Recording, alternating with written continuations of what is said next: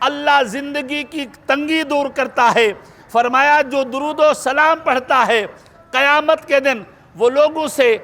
جداگانہ نظر آئے گا کہ یہ وہ بندہ تھا جو کثرت کے ساتھ درود و سلام پڑھتا رہا۔ حبیب صلی اللہ تعالی علیہ وسلم ارشاد فرماتے ہیں کہ اللہ تبارک و تعالیٰ پر، اللہ کے حبیب صلی اللہ علیہ وسلم پر درود و سلام پڑھنے والا جو آدمی ہے، میرے حبیب صلی اللہ علیہ وسلم فرماتے ہیں کہ اللہ تبارک و تعالیٰ اس کے مال میں بھی برکت عطا کرتا ہے، اس کی اولاد میں بھی برکت عطا کرتا ہے، اور اس کے رزق میں اللہ زیادہ نفع دیتا ہے جو درود و سلام پڑھتا ہے۔ حبیب صلی اللہ علیہ وسلم نے ارشاد فرمایا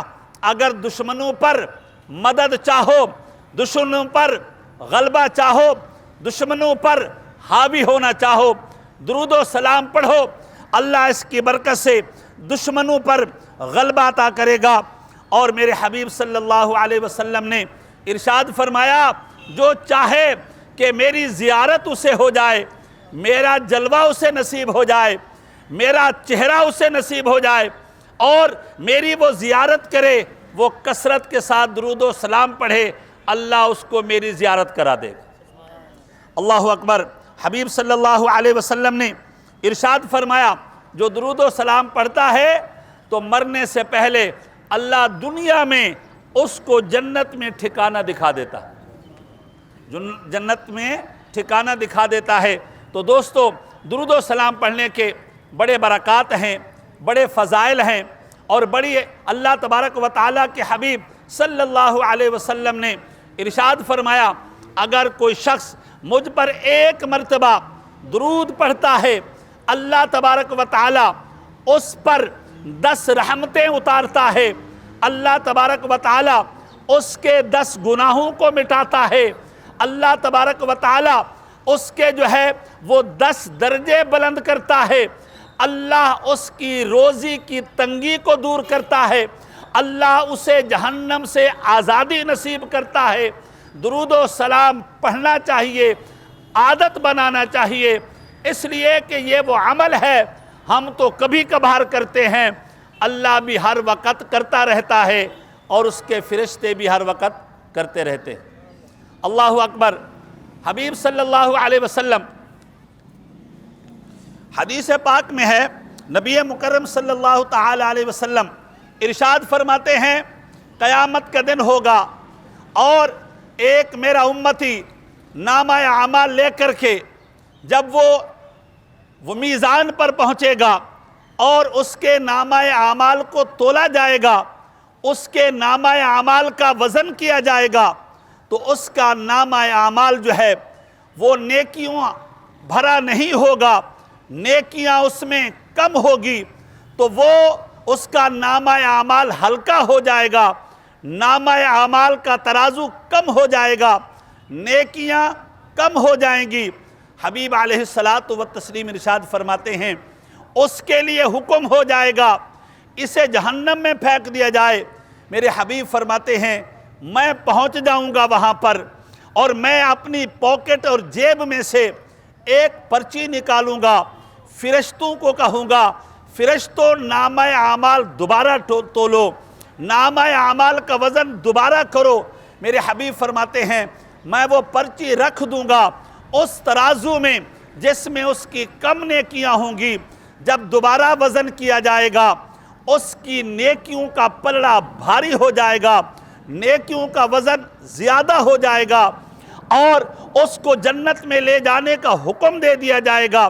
وہ بندہ حبیب علیہ السلام فرماتے ہیں میرا شکریہ ادا کرے گا اور کہے گا اے گورے گورے مکھڑے والے بندے، اے پیارے سونے چہرے والے بندے، ذرا بتا تو صحیح اس مصیبت میں تو میرے کام آیا ہے، میری مشکل حل کی ہے، اور تو کون ہے اور یہ جو نیکی کے پلڑے میں تو نے پرچی رکھی یہ کیا ہے؟ حبیب علیہ السلام فرماتے ہیں میں انہیں کہوں گا اگر تو مجھے نہیں جانتا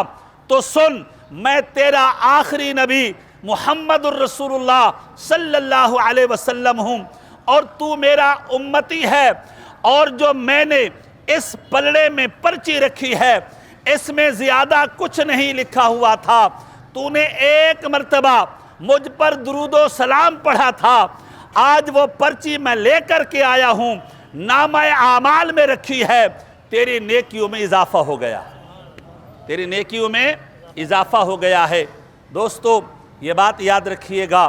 قیامت کے دن جس طرح کہ ایک ایک نیکی سے نیکیوں میں اضافہ ہو جائے گا، اسی طرح ایک ایک گناہ سے بھی نیکیوں میں کمی ہو جائے گی۔ شیخ عبدالحق محدث دہلوی علیہ رحمت فرماتے ہیں کہ قیامت کے دن ایک بندے کا نامہ اعمال تلنا شروع ہو جائے گا۔ ایک بندہ جو ہے جب وہاں پہنچے گا، فرشتے دیکھیں گے، لوگ دیکھیں گے، تا حد نگاہ اس کی نیکیاں ہی نیکیاں ہیں اور نیکیوں کا ڈھیر ہے، نیکیوں کا انبار ہے۔ بندے رشک کریں گے کہ یہ بندہ جنتی ہے، یہ بندہ جنت میں داخل ہوگا، اسے کہتے ہیں نیکیاں حاصل کرنے والے۔ فرماتے ہیں جب نامہ اعمال ترازو میں جو ہے اس کی نیکیاں رکھی جائیں گی اور ایک پلڑے میں جو ہے ایک پرچی لا کر کے رکھ دی جائے گی، اس کی نیکیوں کا وزن کم ہو جائے گا، اس کی نیکیاں ہلکی پڑ جائیں گی، اس کی نیکیاں کم ہو جائیں گی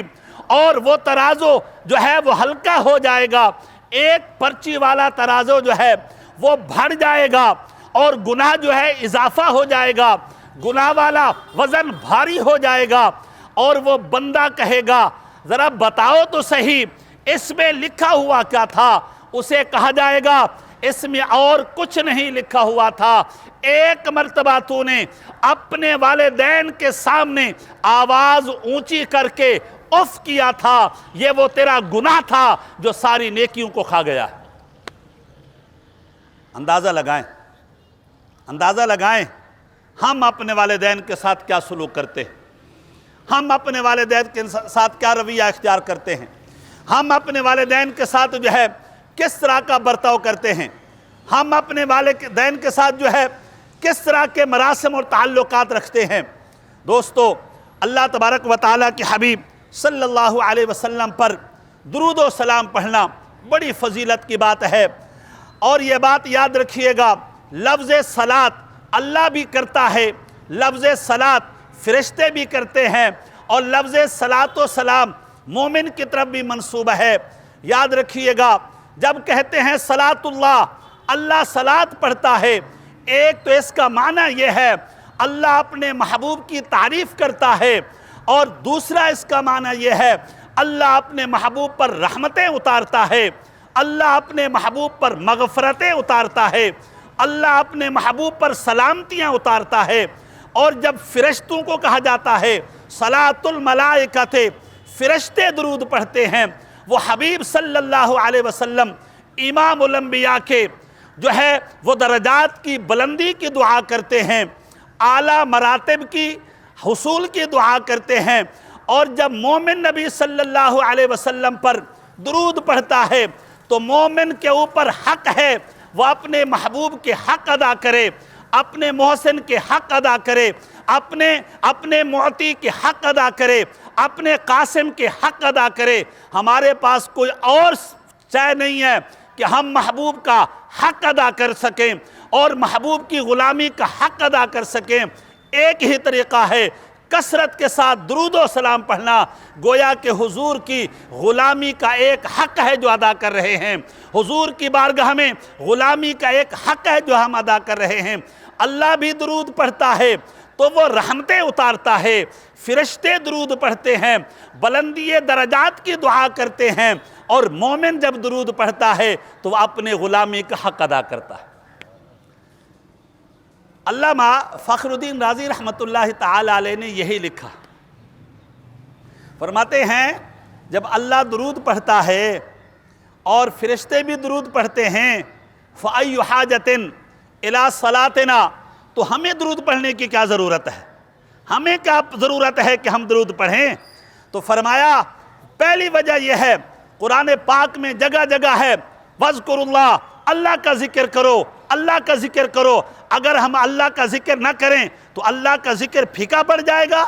اللہ کا ذکر ہلکا ہو جائے گا،